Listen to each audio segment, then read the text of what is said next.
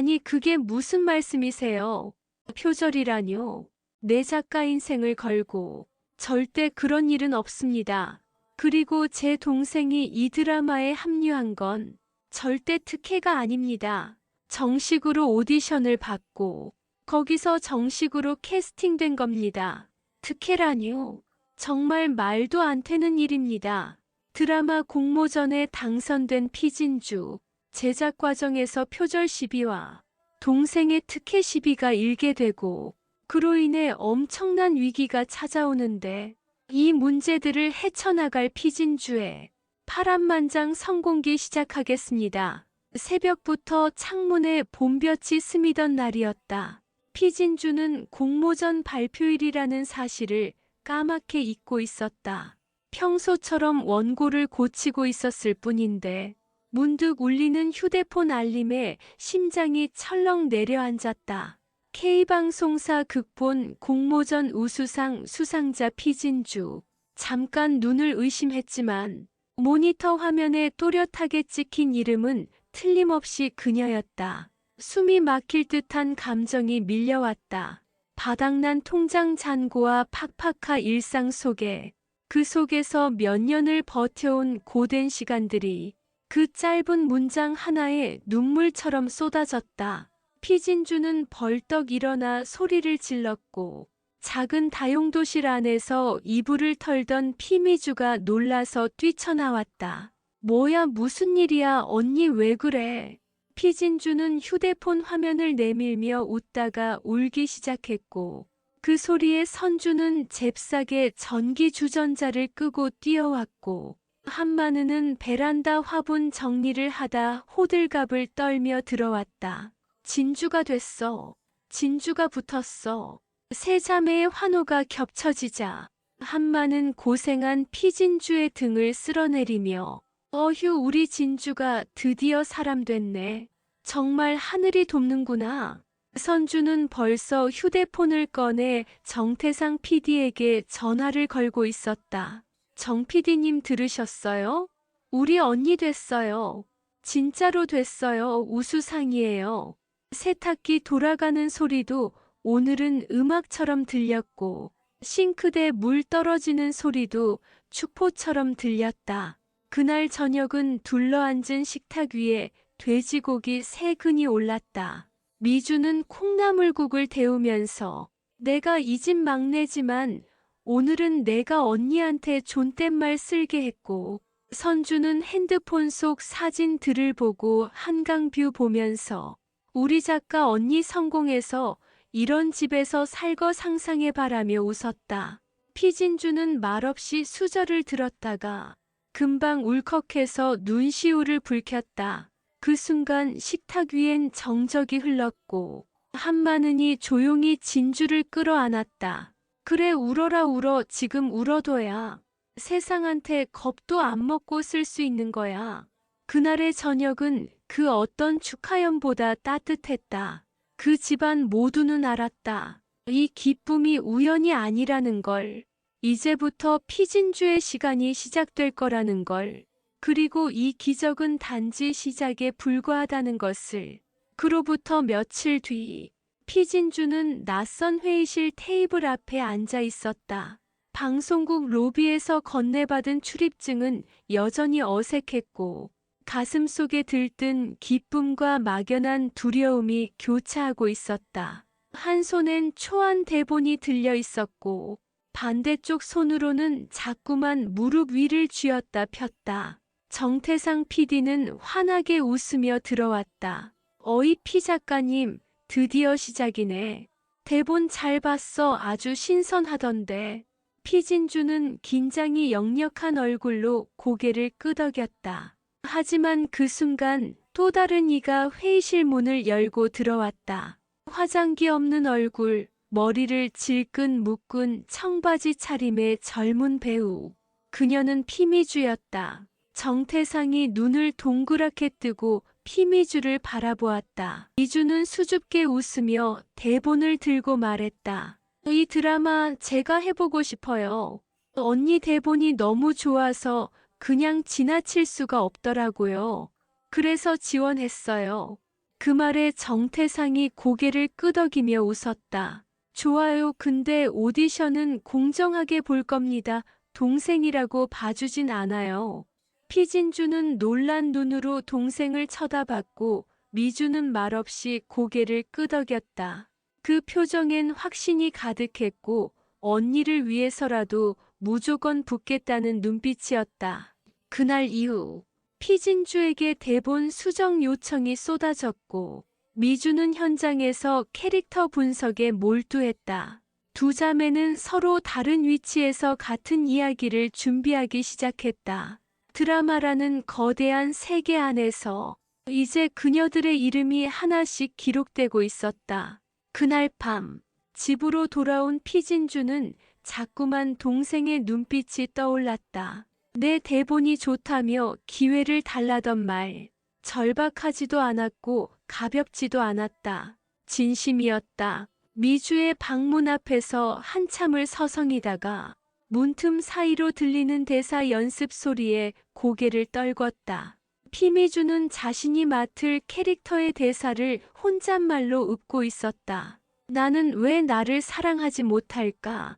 그 사람 눈을 보고 있으면 그냥 내가 사라지는 것 같아.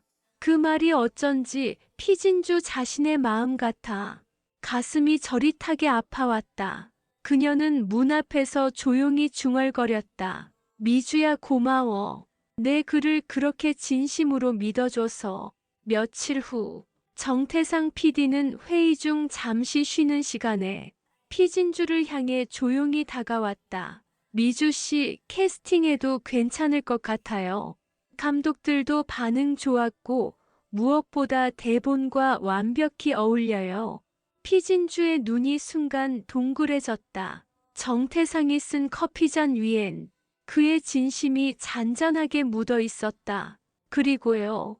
작가님, 이건 제 생각인데요. 이 작품 시청률 꽤 나올 겁니다. 기대하셔도 좋아요.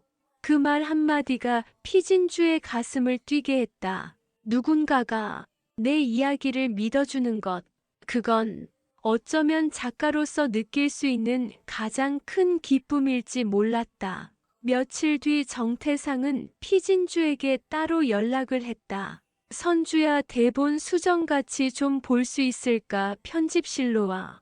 그 말에 피진주는 심장이 두근거렸다. 그는 일에 진지했고 작가로서의 피진주를 온전히 존중해줬다. 편집실 문을 열자 정태상이 혼자 앉아 화면을 돌려보고 있었다. 어서 와 작가님. 그 말이 피진주에게는 위안처럼 들렸다. 두 사람은 나란히 앉아 드라마의 첫 회 분량을 함께 검토했다. 이 장면에서 주인공의 동기가 조금 더 드러나면 좋겠어요. 그의 조언은 날카롭고도 정확했다. 피진주는 빠르게 노트북을 열고 다시 문장을 정리해 나갔다. 정태상은 그녀가 몰입하는 모습을 조용히 지켜봤다. 어쩌면 이 순간을 오래 기다렸던 것처럼 그녀가 무언가를 고치느라 눈썹을 찌푸릴 때면 그마저도 예뻐 보였다. 회의가 끝난 뒤 정태상이 조용히 물었다. 혹시 오늘 저녁은 약속 있어?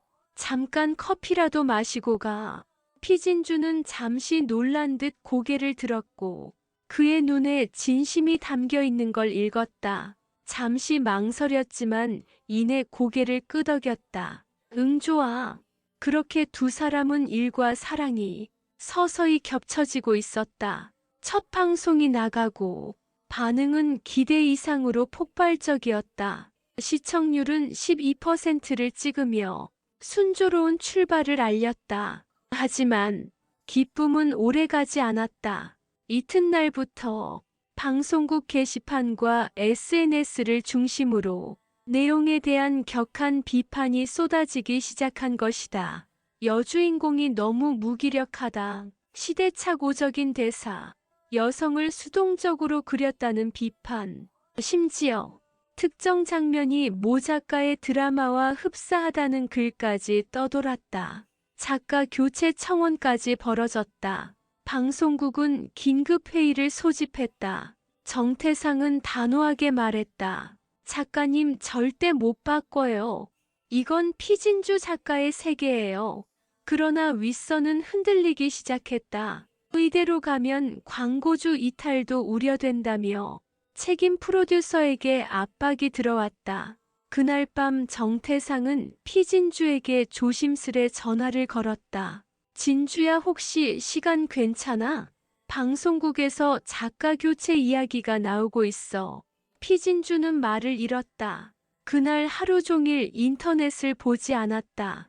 보면 무너질 것 같아서. 하지만 이제 현실이 그녀의 문을 세차게 두드리고 있었다. 심장이 뚝 떨어지는 소리 같았다. 어디서부터 잘못된 걸까? 혼란스러운 마음에 눈물이 맺혔다. 그 옆에서 정태상은 조용히 말했다. 괜찮아, 우리가 만든 이야기 우리가 지켜내자. 새벽녘 정태상이 조용히 피진주 앞에 나타났다. 한 손엔 따뜻한 커피, 다른 손엔 비에 젖은 원고 뭉치. 그가 직접 찾아온 것이다. 고생 많았어, 진주야. 피진주는 고개를 들지 못했다. 눈가엔 피곤과 불안이 뒤섞여 있었고 그녀의 손은 원고지 위에서 떨리고 있었다. 정태상은 말없이 그녀 옆에 앉았다. 그리고 말없이 손을 내밀었다. 피진주의 손등 위로 따뜻한 손이 덮였다. 그 온기에 잠시 멈칫하던 눈물이 조용히 떨어졌다. 태상아, 정말 너무 미안해. 이 모든 게 제가 부족해서 생긴 일이에요. 그녀의 속삭임은 죄책감에 짓눌린 사람의 절규 같았다. 하지만 정태상은 고개를 저었다. 다음 날 오후 인터넷 기사 하나가 포털 메인을 뒤덮었다. 제목은 이렇게 시작했다. 신인 작가 피진주, 표절 의혹과 친동생 특혜 캐스팅 논란. 스크롤을 내릴수록 더욱 자극적인 문장이 쏟아졌다. 드라마 속 일부 대사가 기존 장편소설 어작과 유사하다. 피미주 배우 캐스팅은 작가 언니의 외압으로 이뤄진 정황. 핵폭탄처럼 떨어진 이 기사에 댓글창은 순식간에 불탔다. 온갖 조롱과 의심, 그리고 분노로 뒤섞인 말들이 무차별적으로 피진주를 향했다. 방송국도 곧바로 반응했다. 해당 드라마의 제작 책임자는 공식 입장을 예고했고 대본 유출자 조사와 제작 중단 검토라는 단어까지 공개 회의록에 포함되었다. 피진주의 휴대전화는 쉴 새 없이 울려댔다. 기자들의 번호, 알지 못하는 사람들, 시청자협회, 법무법인, 심지어 광고주 대리인까지. 그녀는 차마 그 어떤 전화도 받지 못한 채 서재 한가운데서 무릎을 꿇고 조용히 숨만 내쉬었다. 아무 말 없이 옆에 앉은 피미주. 언니 나 때문이야. 나만 아니었으면 이런 말도 안 되는 소문 안 났을 거야. 그녀의 눈빛은 죄책감으로 무너져 있었다. 하지만 피진주는 고개를 저었다. 아니야, 미주야. 내 잘못 아니야. 모든 건 내가 아직 작가로서 부족해서 그런 거야. 사람들이 내 진심을 믿지 못하는 것도 어쩌면 당연할지 몰라. 그녀는 그렇게 말했지만 심장은 찢어질 듯 아팠다. 기껏 여기까지 왔는데 이제 막 꿈을 이루려는 찰나에 모든 게 무너져 내리는 기분이었다. 정태상 PD 역시 이 사태를 피해가지 못했다. 방송국 내에서는 피진주 편을 든다며 그를 향한 견제와 압박이 거세졌다. 제작비 중단이 검토되고 심지어 내부 고발에 대한 감사까지. 정태상은 피진주와 관련된 모든 회의에서 입을 다문 채 묵묵히 책임을 짊어졌다. 하지만 사태는 더 심각해졌다. 드라마의 투자사로부터 정식으로 손해배상 청구가 들어온 것이다. 그 금액은 무려 50억 원. 그들의 주장에 따르면 표절이 사실로 밝혀질 경우 방송 불발과 계약 위반에 따른 손해가 100억을 상회할 수 있다는 것이었다. 결국 모든 책임은 피진주에게로 향했다. 그녀는 한동안 식은 커피만 바라보며 말을 잃은 채 앉아 있었다. 절망의 끝에 선 사람처럼 한참을 그렇게 있었다. 정태상은 다가와 위로했다. 누구보다 진심을 담았었잖아. 사람들이 알아줄 거야. 시간이 좀 걸릴 뿐이지. 그 말 한마디에 피진주의 입꼬리가 살짝 올라갔다. 하지만 그 미소는 금세 떨려 무너졌다. 정태상은 조심스럽게 그녀의 머리카락을 넘겨주며 부드럽게 말했다. 너는 세상에 하나밖에 없는 작가야. 나는 그렇게 믿으니까. 그 말은 위로였고 고백이었고 그 어떤 약속보다 따뜻했다. 피진주는 두 손으로 얼굴을 가렸다. 참았던 울음이 가슴 속에서 터져나왔다. 정태상은 그녀의 어깨를 조용히 감쌌다. 사람들이 다 등을 돌려도 난 당신 편이야. 그건 그냥 말이 아니었다. 진심이었다. 피미주는 혼자 서재에 남아 피진주의 초고를 한 장씩 넘기기 시작했다. 언니의 대본은 자기처럼 어눌한 배우도 감정을 제대로 잡을 수 있게 쓰여 있었다. 한 글자 한 글자 마치 피진주의 눈물이 눌어붙은 듯 뭉클하게 다가왔다. 하지만 표절 의혹은 사실 여부를 따지기 전에 이미 사람들의 믿음을 부수고 있었다. 피미주는 손에 닿는 모든 기록을 들춰냈다. 언니가 매일 써내려갔던 메모지, 녹음기, 이메일 초안, 심지어 제작회의 녹취까지 그녀는 자신이 할 수 있는 최선의 증명을 해내야만 했다. 새벽 2시 피미주의 손이 멈춘 건 피진주의 오래된 노트 한 권이었다. 종이 가장자리가 다 닳아있었고 커피 얼룩과 눈물 자국이 뒤엉켜 있었다. 그 노트 안, 바로 그 드라마 대사의 원형이 이미 2년 전에 손글씨로 적혀 있었던 것이다.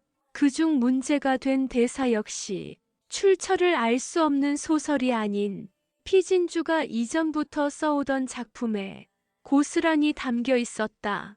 그 순간 피미주는 전율을 느꼈다. 다음 날 피미주는 정태상을 찾아가 떨리는 손으로 노트를 내밀었다. 정태상은 묵묵히 받아들고 페이지를 넘기기 시작했다. 마치 모든 것을 확인하려는 듯 하나하나 꼼꼼히 읽어나갔다.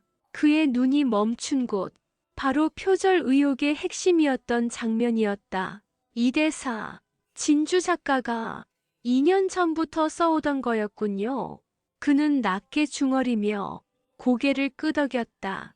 피미주의 손끝이 가늘게 떨렸다. 정태상은 그 자리에서 바로 제작회의에 자료를 보냈다. 문제가 된 출판사에도 정식 해명을 첨부한 메일을 보냈고 피진주가 그 장면을 최초로 구상했다는 창작 노트 원본도 함께 첨부했다. 그리고 각 언론사에 피미주의 캐스팅 참가 동영상을 보내며 공정한 심사로 합격한 것을 알려서 정정 보도를 요청했다.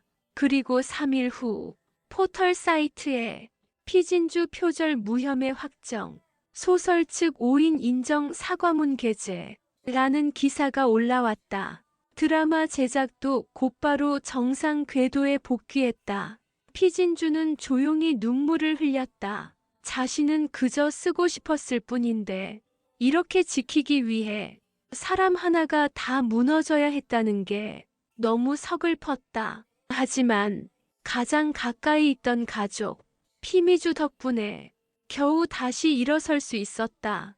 그녀는 동생을 끌어안고 말없이 등을 토닥였다. 촬영장은 다시 분주해졌고 스태프들은 돌아왔으며 배우들 사이에도 활기가 감돌았다. 하지만 정작 피진주는 촬영장 한쪽에서 고개를 숙인 채 조용히 메모만 하고 있었다. 표절 누명이 벗겨졌지만 그 후폭풍은 그녀의 마음속에 커다란 상처를 남겼다. 무고했단 사실보다 모두가 의심부터 했다는 그 순간들이 너무도 선명하게 남아 있었다. 그날 밤 정태상이 조용히 찾아왔다. 촬영장 뒤편, 야외 세트장 뒤편 벤치에 혼자 앉아있던 피진주 옆에 그는 말없이 앉았다. 잠깐 침묵이 흘렀고 달빛이 두 사람 사이를 비추고 있었다. 진주야, 너가 겪은 고통을 다 막아주지 못해서 미안해. 그는 조심스럽게 말을 꺼냈다. 피진주는 가볍게 고개를 젓더니 작게 웃었다. 괜찮아. 사람들이 믿지 않아도 작가는 끝까지 써야 하니까. 그 말이 왜 이렇게 아프게 들리는지 정태상은 잠시 숨을 멈췄다. 사람들이 아무도 안 믿어줘도 나는 널 믿었어. 그는 피진주의 손등 위에 조용히 손을 얹으며 말을 이었다. 당신이 쓴 대본, 첫 회 독해에서 봤을 때 그 감정이 아직도 생생해. 그런 사람은 흔치 않아. 절대 흔들리면 안 돼. 그제야 피진주의 눈동자가 흔들렸다. 누군가가 자신의 글을 믿는다는 말이 이렇게 따뜻할 줄은 몰랐던 것이다. 정태상은 그녀가 울지 않게 부드럽게 미소 지었다. 진주야, 이 드라마 끝나면 우리 진짜 다른 이야기 하나 더 만들어 볼래? 이건 시작일 뿐이잖아. 그 말은 그의 마음속 진심이었다. 그는 작가 피진주를, 그리고 사람 피진주를 모두 사랑하고 있었다. 피진주는 고개를 끄덕였다. 마침내 다시 쓸 수 있을 것 같았다. 마침내 그의 손을 자신도 천천히 잡을 수 있을 것 같았다. 그 순간 멀리서 피미주가 뛰어왔다. 언니, 여기 있었네. 피진주는 얼른 눈가를 손등으로 쓱 닦았다. 울었어, 언니? 무슨 일 있었어? 정태상 PD님이랑 무슨 얘기한 거야? 피진주는 고개를 저었다. 아니야. 그냥 이제 끝났다는 얘기했어. 아니지. 시작이지. 정태상이 조용히 말했다. 피미주는 그 말에 눈을 동그랗게 뜨고 정태상과 피진주 사이를 번갈아 쳐다봤다. 아, 뭐야? 두 분 뭐야? 설마 사귀는 거야? 피진주가 놀라며 피미주의 팔을 툭 쳤다. 아니야, 그런 거 아니야. 그냥 조금 위로받은 거야.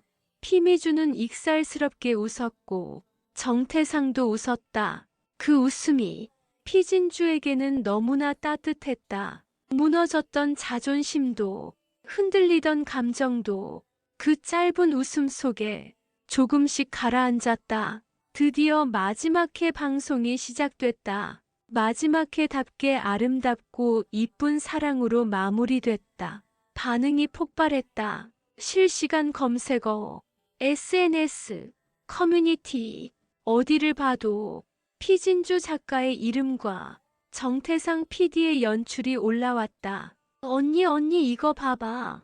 미주가 소리를 지르며 뛰어들어왔다. 우리 드라마 난리 났어. 댓글 보라고 댓글. 작가 누구냐고 묻는 사람들 천지야. 피진주는 눈을 감았다. 기쁨보다, 두려움보다 묘한 안도감이 먼저 스며들었다. 끝난 게 아니었다. 이제야 시작인 것이다. 정태상은 조용히 그녀의 어깨를 감쌌다. 봐봐, 내가 너 최고의 작가라 그랬지. 당신 아니면 못 써. 피진주는 고개를 끄덕이며 속으로 중얼거렸다. 나 진짜 작가가 된 건가? 그 순간 마지막 회 시청률이 발표됐다. 17.2%. 모두가 비명을 질렀다. 정태상이 놀란 듯 피진주를 바라봤다. 이건 그냥 성공이 아니라 사건이에요. 그는 피진주를 바라보며 조용히 말했다. 작가님, 이제 세상이 당신을 쓰게 될 겁니다. 3년이 흘렀다. 그 시간 동안 피진주는 단 한 번도 자신의 책상 앞을 떠난 적이 없었다.